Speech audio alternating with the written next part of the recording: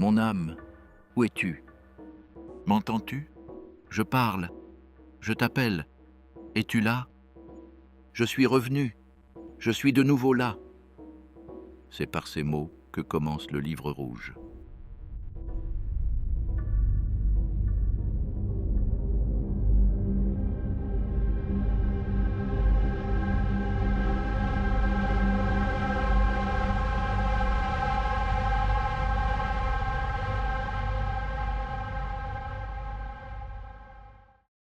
Carl Gustav Jung, qui à ce moment-là est l'un des psychiatres les plus respectés d'Europe, qui a cofondé avec Freud le mouvement psychanalytique, cet homme s'assied, ferme les yeux et appelle son âme. Et il attend qu'elle réponde. Un médecin, un homme qui a consacré sa vie à soigner ceux dont la psyché vacille. Et voilà qu'il fait délibérément ce que ses propres patients subissent malgré eux. Il ouvre la porte de l'inconscient et entre. Il entre pour participer, pour se soumettre à ce qui va venir. Ce qui va suivre, pendant près de 16 années d'écriture, entre 1913 et 1930, est l'un des documents les plus étranges jamais produits par un esprit scientifique occidental. Un texte où un psychiatre consigne ses visions, dialogue avec des figures surgies de son propre inconscient, transcrit des scènes qu'il n'a pas inventées, mais qu'il n'a pas non plus vécues au sens ordinaire du terme, et qui finira par recopier tout cela sur des pages de parchemin, en calligraphie médiévale, entouré de peintures qu'il réalise lui-même. Le manuscrit original, relié de cuir rouge, pèse près de 10 kilos. Il restera enfermé dans un coffre-fort bancaire à Zurich pendant des décennies. Jung refusera toujours de le publier de son vivant. Le livre ne paraîtra qu'en 2009, près d'un demi-siècle après sa mort, dans une édition fac-similée qui révélera au monde entier l'ampleur de ce qui avait été tenu secret. Le livre rouge, dont le titre original est « Liber Novus », le livre nouveau, est le laboratoire souterrain de toute la pensée jungienne. Les archétypes, l'inconscient collectif, le processus d'individuation, la confrontation avec l'ombre, le dialogue entre le moi et le soi. Tout ce qui deviendra la psychologie analytique naît ici, dans cette descente volontaire aux enfers. Mais le texte lui-même résiste à la théorie qui en sortira. Il est plus sauvage, plus ambigu, plus dérangeant que les concepts qu'il engendrera. C'est cette résistance qui fait du livre rouge bien davantage qu'un document préparatoire. C'est une œuvre à part entière, une œuvre qui pose une question. Que se passe-t-il quand un homme formé à la raison scientifique décide de prendre au sérieux ce que sa raison ne peut pas expliquer? Pour comprendre ce qui pousse Jung à cette entreprise, il faut revenir à l'année 1912. Jung a 37 ans. Il vient de publier Métamorphose et symbole de la libido, un ouvrage dans lequel il s'éloigne de Freud sur un point décisif, la nature de l'énergie psychique. Pour Freud, la libido est essentiellement sexuelle. C'est le moteur caché derrière tous les comportements humains, des rêves aux névroses, en passant par les créations artistiques. Pour Jung, cette réduction est intenable.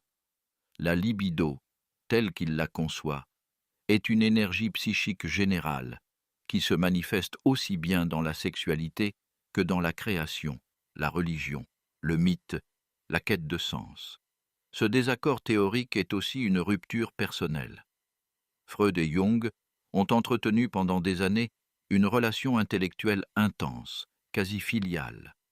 Freud voyait en Jung son héritier, le prince héritier du mouvement psychanalytique. La séparation est violente. En janvier 1913, la correspondance entre les deux hommes s'interrompt définitivement. Jung perd d'un coup son mentor, son interlocuteur principal, sa légitimité institutionnelle et une bonne partie de son réseau professionnel. Mais la crise est plus profonde qu'une querelle entre collègues. Jung traverse ce qu'il appellera plus tard, dans Ma vie, une confrontation avec l'inconscient. Des images surgissent en lui avec une force qu'il ne maîtrise pas. Il voit des visions de catastrophes, des inondations, du sang recouvrant l'Europe, des cadavres flottants, des villes détruites. Ces visions précèdent de quelques mois le déclenchement de la Première Guerre mondiale, ce qui le troublera profondément et l'amènera à se demander si l'inconscient n'a pas accès à des réalités que la conscience ignore. Il entend des voix intérieures. Il se demande, lucidement, méthodiquement, s'il est en train de perdre la raison. Plutôt que de fuir ces phénomènes, de les médicaliser ou de les réduire à des symptômes pathologiques, il choisit de s'y enfoncer. Il développe une méthode qu'il nommera plus tard l'imagination active. Il s'assied dans son bureau, laisse monter les images et entre en dialogue avec elles. En participant qui accepte de ne pas savoir ce qui va se passer, jamais en observateur clinique. Il prend ces figures au sérieux comme interlocuteurs et il consigne tout. D'abord dans des carnets noirs sous forme de brouillons. Ce sont les cahiers noirs qui ne seront publiés que bien plus tard. Puis, à partir de 1915 environ, dans le grand volume relié de cuir rouge qui donnera son nom à l'ensemble. Le livre rouge est donc la réponse de Jung à une crise qui est à la fois personnelle, intellectuelle et, il le dira lui-même, spirituelle. C'est un livre écrit depuis l'intérieur d'un effondrement, bien loin du confort d'un bureau universitaire, par un homme qui refuse que cet effondrement soit une simple catastrophe et tente de le transformer en connaissance.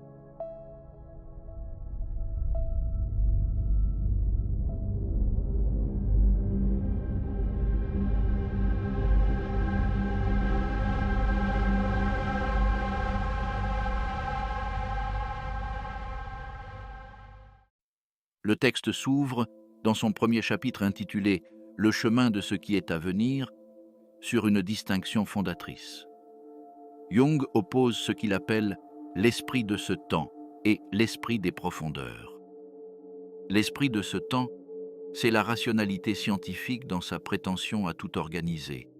Tout ce qui structure la pensée d'un homme éduqué du début du XXe siècle.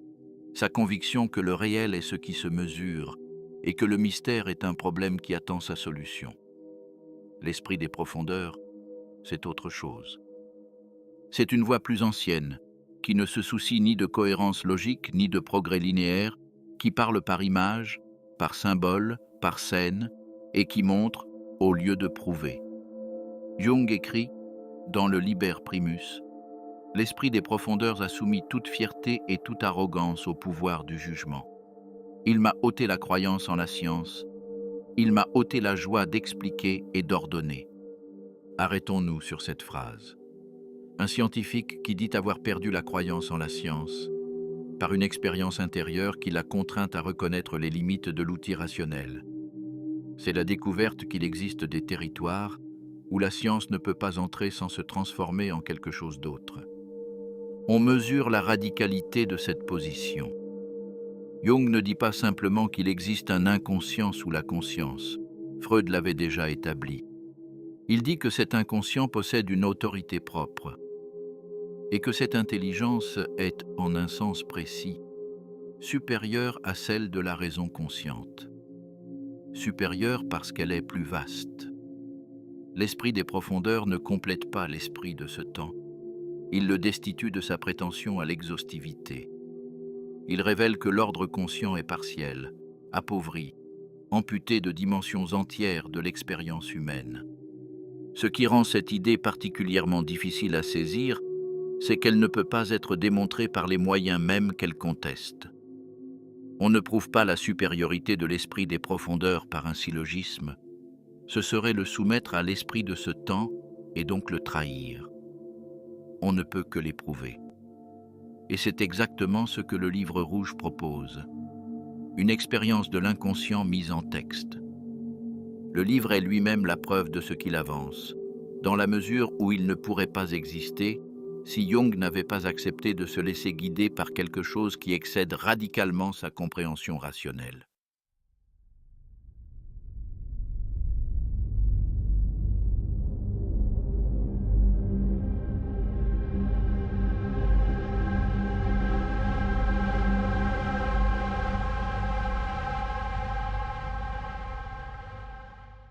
Une fois cette distinction posée comme un sol, Jung entre dans le vif de ses visions. Et la première figure majeure qu'il rencontre est celle du prophète Élie, accompagné d'une jeune femme aveugle nommée Salomé et d'un grand serpent noir. La scène surgit dans ce que Jung appelle le désert, un lieu intérieur de désolation et de silence. Elle est troublante précisément parce qu'elle ne se laisse pas interpréter d'un seul geste. Élie est une figure de sagesse ancienne, de prophétisme biblique, de paroles venues d'en haut. Salomé est une figure de désir, de séduction, de transgression, celle qui, dans les évangiles, demande la tête de Jean-Baptiste. Le serpent est un symbole de profondeur chtonienne, de sagesse terrestre, mais aussi de danger. Pourquoi ces trois figures apparaissent-elles ensemble? Jung ne tranche pas immédiatement. C'est un point méthodologique essentiel du livre rouge, un point qui distingue profondément l'approche jungienne de la psychanalyse freudienne. Les images sont des présences avec lesquelles on dialogue. On les laisse se déployer, on leur parle, on les écoute. Elles ne veulent rien dire de simple, et le sens émerge dans la durée du dialogue lui-même, dans ses détours, un sens qui reste toujours susceptible de se creuser davantage. Élie finira par se transformer, au fil des visions, en une autre figure, celle de Philémon, qui deviendra le principal interlocuteur de Jung dans la suite du texte. Philémon est décrit comme un vieil homme ailé, portant des cornes de taureau, doté d'une sagesse sereine que Jung reconnaît comme ne venant pas de lui-même. Jung écrira plus tard « Dans ma vie ». Philémon représentait une force qui n'était pas moi. Dans mes fantasmes, je tenais avec lui des conversations et il disait des choses que je n'avais pas pensées consciemment. C'est une formulation qu'il faut entendre avec toute sa force. Elle signifie que l'inconscient contient des personnalités autonomes, des centres de conscience indépendants du moi, capables de pensée, de parole, de surprise. Il déborde très largement la définition du simple réservoir de souvenirs refoulés ou du mécanisme pulsionnel aveugle. Cette idée est au cœur de ce que Jung développera ensuite sous le nom de théorie des archétypes. Mais dans le livre rouge, elle n'a pas encore cette forme abstraite et théorique. Elle se présente comme une expérience vive, troublante, presque hallucinatoire. Jung parle avec Philémon, le questionne, reçoit des réponses qui le déconcertent, qui contredisent ses propres opinions conscientes. La théorie naîtra de l'expérience, dans cet ordre précis. C'est ce qui donne au texte sa texture unique, irremplaçable. On assiste à la pensée en train de se former, dans toute sa fragilité, avant qu'elle ne se fige en système conceptuel.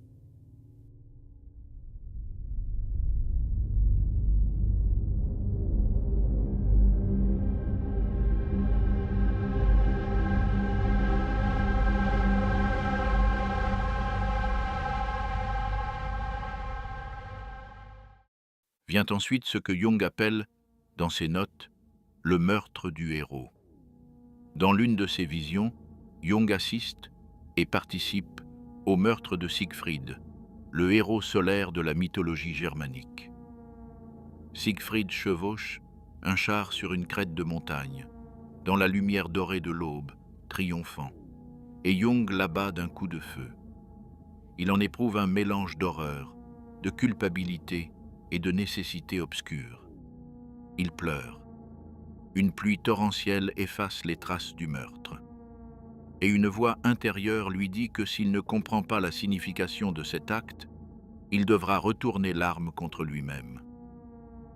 Ce que Jung comprend peu à peu à travers cette image, c'est que le héros, l'idéal du moi puissant, volontaire, conquérant, solaire, doit mourir pour qu'une transformation plus profonde puisse avoir lieu.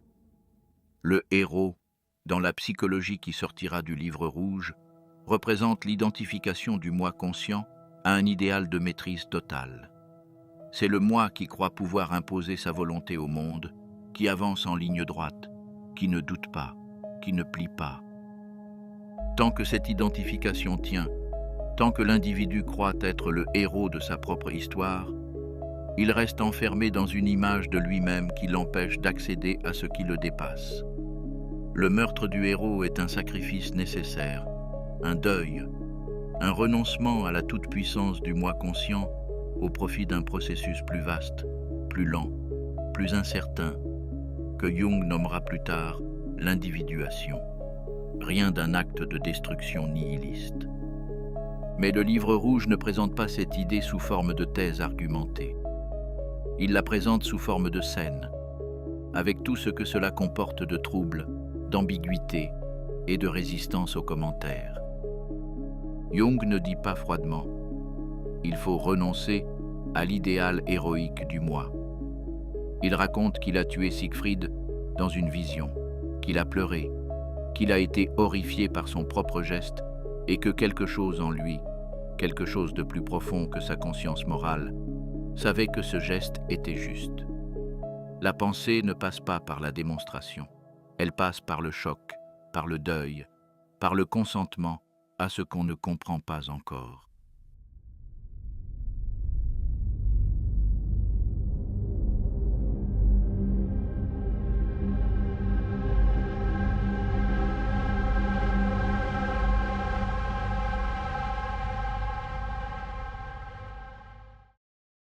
À mesure que les visions se poursuivent et s'approfondissent, le livre rouge s'enfonce dans un territoire de plus en plus éloigné de tout ce qui pourrait ressembler à de la psychologie clinique ordinaire.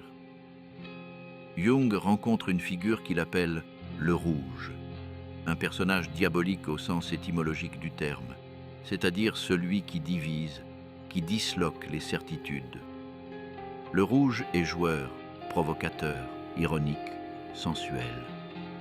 Il incarne tout ce que la conscience morale bien ordonnée rejette et refoule. Il rit de la gravité de Jung. Il se moque de ses scrupules. Il est le refoulé, l'inacceptable, la part de vie que la morale a condamnée à l'exil intérieur. Ce que Jung nommera plus tard l'ombre. Rien à voir avec le mal au sens chrétien ou avec le diable des catéchismes.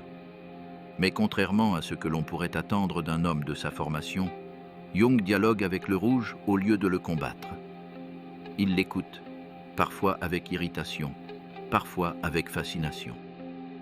Il découvre progressivement que cette figure porte quelque chose de vital, une énergie, une vérité, une liberté que la conscience morale ne peut pas produire par elle-même, précisément parce qu'elle s'est construite en excluant tout ce que le rouge représente. Le dialogue entre Jung et le rouge fait sentir deux forces qui s'affrontent et lentement apprennent à cohabiter. C'est ici que le livre rouge atteint sa proposition la plus difficile, celle qui heurte le plus frontalement nos habitudes de pensée. L'idée est la suivante. Le bien et le mal sont des polarités à intégrer dans une unité plus vaste, plus vivante, et non des contraires qu'il faudrait séparer toujours plus nettement. Jung écrit, dans un passage saisissant du Liber Secundus, « Le bien et le mal s'unissent dans la flamme ». Cette formulation condense une pensée qui va directement à l'encontre de toute la tradition morale occidentale, aussi bien chrétienne que rationaliste. Pour Jung, une âme qui n'a intégré que le bien est une âme mutilée, amputée de sa propre profondeur, tout autant qu'une âme qui se serait abandonnée au mal. L'individuation, le devenir soi-même au sens le plus radical, exige de traverser l'ombre, de reconnaître en soi ce qu'on préférerait ne pas voir, et de tenir une position qui échappe autant à l'acceptation complaisante qu'au rejet horrifié. Une tension maintenue, vivante, féconde.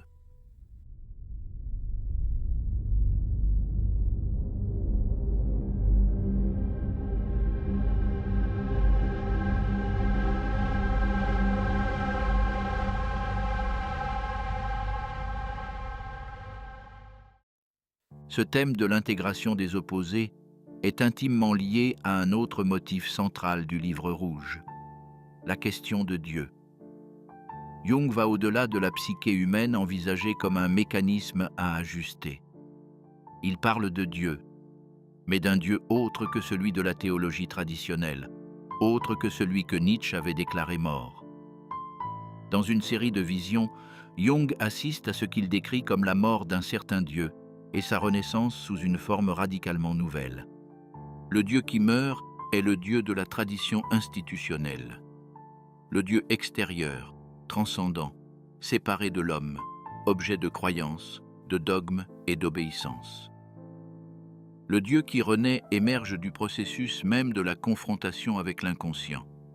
Un Dieu intérieur, logé au centre le plus profond de l'homme, là où le moi s'efface devant quelque chose de plus vaste. Jung écrit « Dieu n'est pas mort, mais il est vivant et plus proche que jamais. Dieu est devenu la chose la plus proche et la plus lointaine. » Ce Dieu est une expérience, l'expérience d'un centre de la psyché qui dépasse infiniment le moi conscient et qui pourtant en fait partie. Jung appellera plus tard ce centre le soi. Et toute la psychologie analytique peut être lue comme une tentative de penser rigoureusement, dans le langage de la science, ce que le livre rouge a d'abord vécu dans l'obscurité des visions.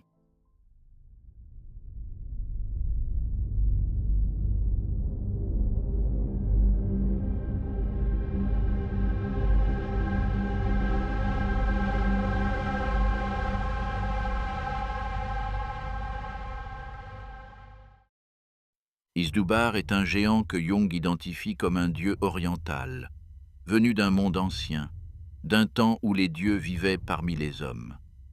Isdoubar est un colosse, mais un colosse empoisonné. Jung découvre, dans le dialogue, que ce dieu meurt parce que la rationalité occidentale l'a contaminé. Isdoubar ne peut pas survivre dans un monde qui a cessé de croire en lui, qui a réduit les dieux à des projections psychologiques et les mythes à des erreurs primitives qu'il suffirait de corriger par l'éducation. Sa maladie, c'est notre lucidité. Notre clarté l'empoisonne. Que fait Jung face à ce Dieu mourant? Il le transforme. On ne restaure pas un Dieu comme on répare une machine, et feindre de croire en lui relèverait de la mauvaise foi.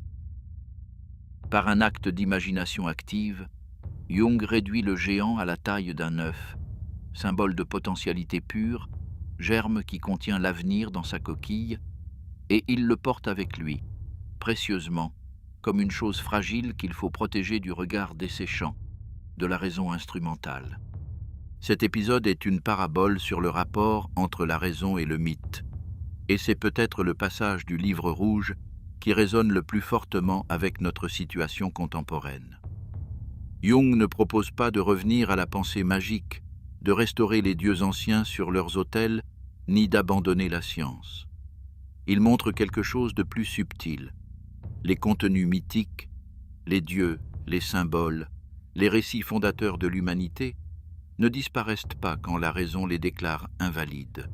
Ils se transforment, se replient dans l'inconscient, deviennent souterrains, invisibles.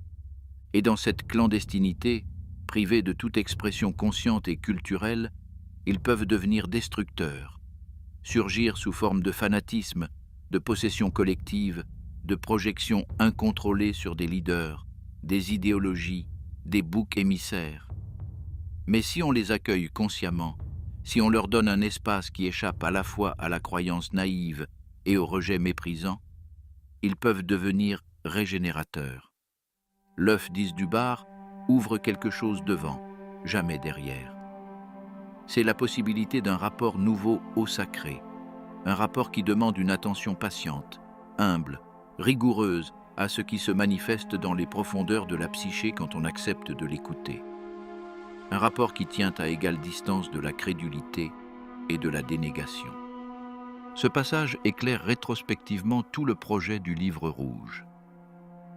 Jung écrit pour montrer une seule chose, que le refus systématique de prendre au sérieux les productions de la psyché profonde, le rêve au premier chef, mais aussi le mythe et l'image spontanée, a un coût immense. Prouver l'existence de l'inconscient collectif ou fonder une école de psychologie sont des préoccupations qui viendront plus tard et ailleurs. Ce coût, c'est l'appauvrissement de l'âme, la perte du sens, la réduction de l'existence humaine à ses dimensions mesurables et exploitables. Le livre rouge est, en ce sens, un plaidoyer, non pas pour l'irrationalisme, mais pour un élargissement radical de ce que nous acceptons de considérer comme réel.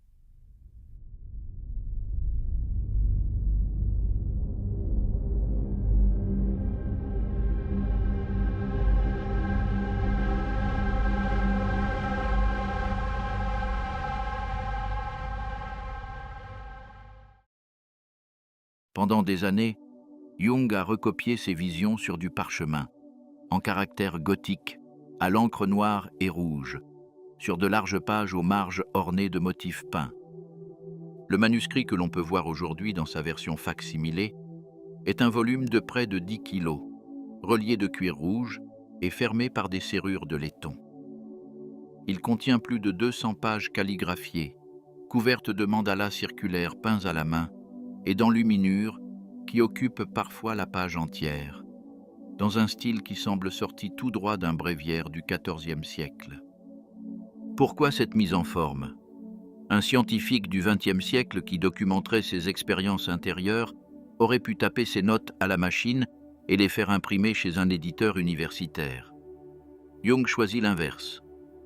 Il choisit la lenteur de la plume trempée dans l'encre et la forme archaïque de la calligraphie qui oblige la main à ralentir. Ce choix fait corps avec le contenu du livre.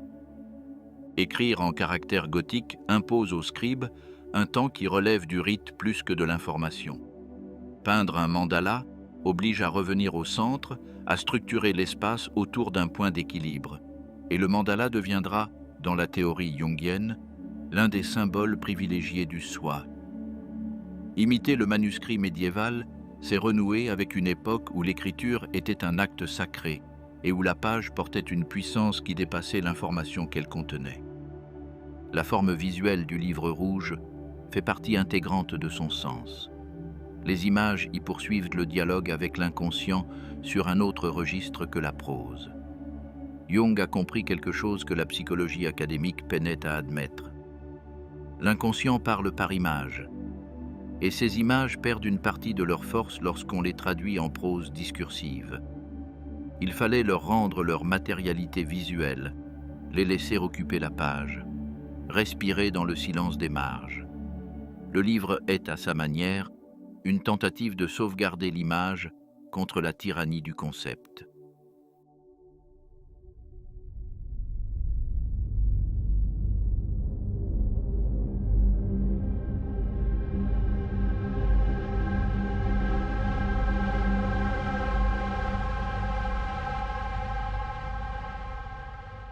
Le texte a ses failles, et il serait malhonnête de les passer sous silence.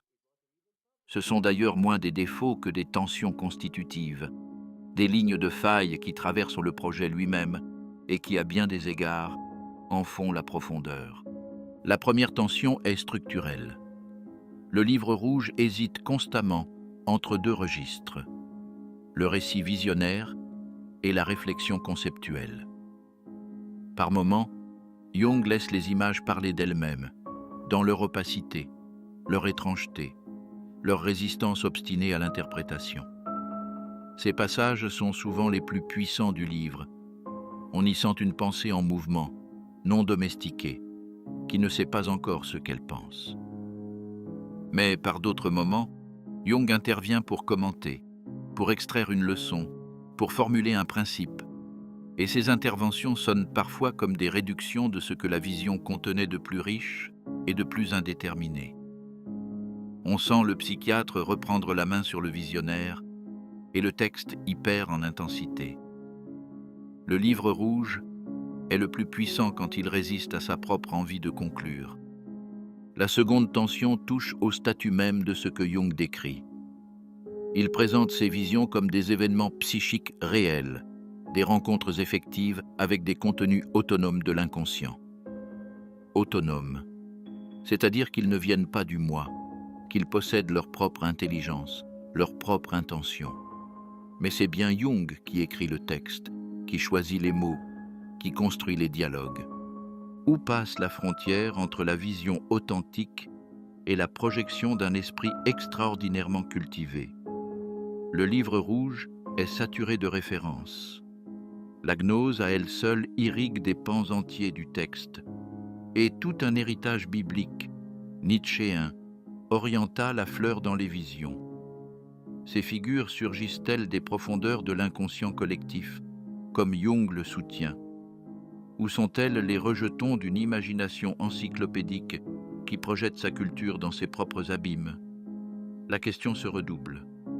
Car si l'on ne peut pas distinguer clairement la voix de l'inconscient de celle de Jung, on ne peut pas non plus distinguer clairement l'imagination active de la psychose. Jung lui-même le sait. Il sait que ce qu'il fait ressemble, vu de l'extérieur, à ce que vivent ses patients les plus gravement atteints.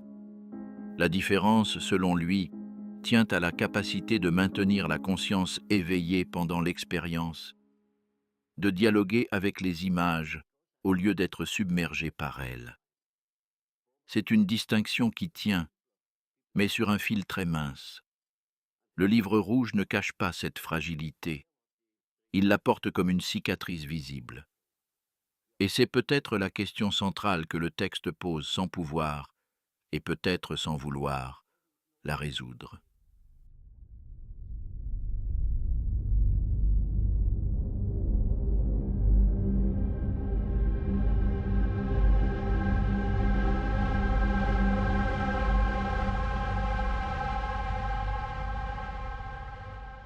Le livre rouge n'existe pas dans un vide intellectuel.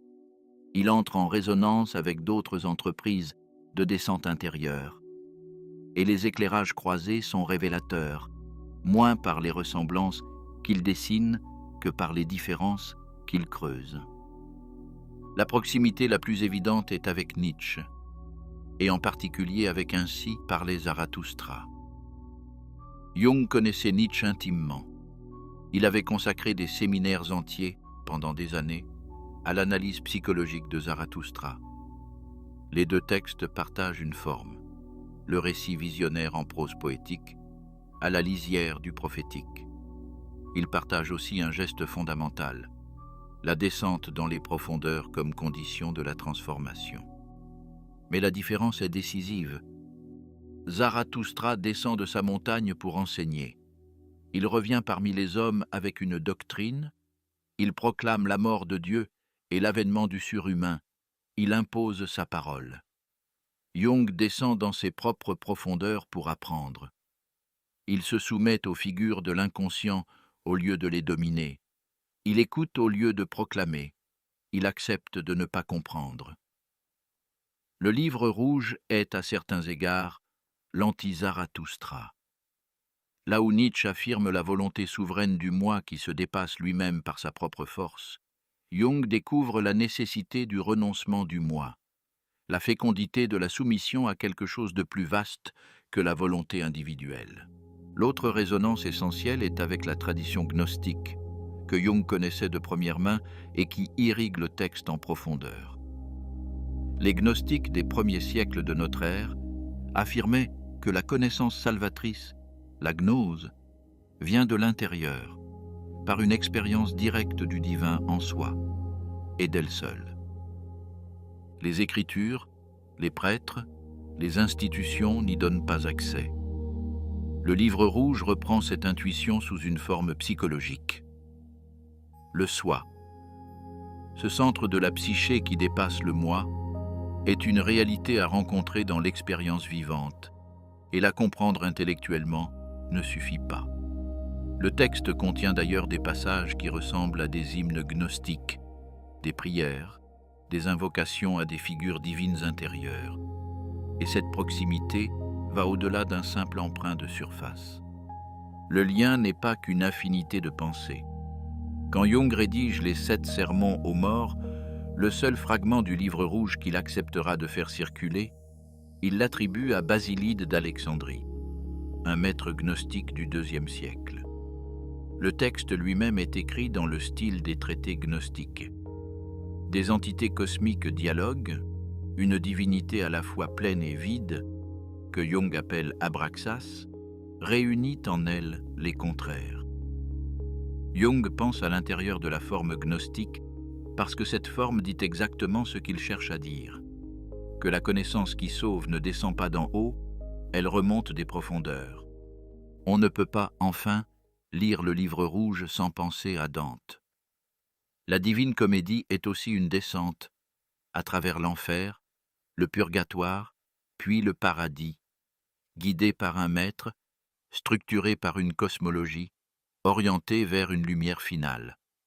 Jung descend dans son propre enfer intérieur, traverse ses propres purgatoires et cherche, sans jamais être certain de l'atteindre, une forme de réconciliation qui pourrait ressembler, de très loin, au paradis dantesque. Mais là où Dante a Virgile comme guide et un cosmos rigoureusement ordonné par la théologie chrétienne, Jung n'a que Philémon, une figure née de son propre inconscient, dont l'autorité ne repose sur aucun dogme et aucune carte du territoire.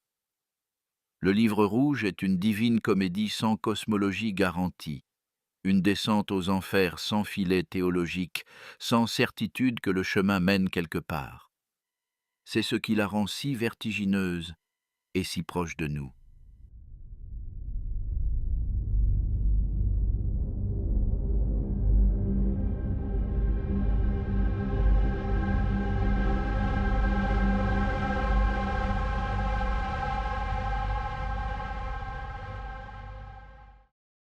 Mon âme, où es-tu? M'entends-tu? Je parle, je t'appelle. Es-tu là? Je suis revenu, je suis de nouveau là. Cette phrase a été prononcée une fois, à Zurich, en 1913, par un homme qui s'est assis dans son bureau et a attendu une réponse. Elle peut être prononcée aujourd'hui, par n'importe qui, dans n'importe quelle pièce silencieuse. Le livre rouge n'enseigne rien d'autre que cela, qu'il est encore possible de prononcer cette phrase, et que quelque chose peut-être répondra.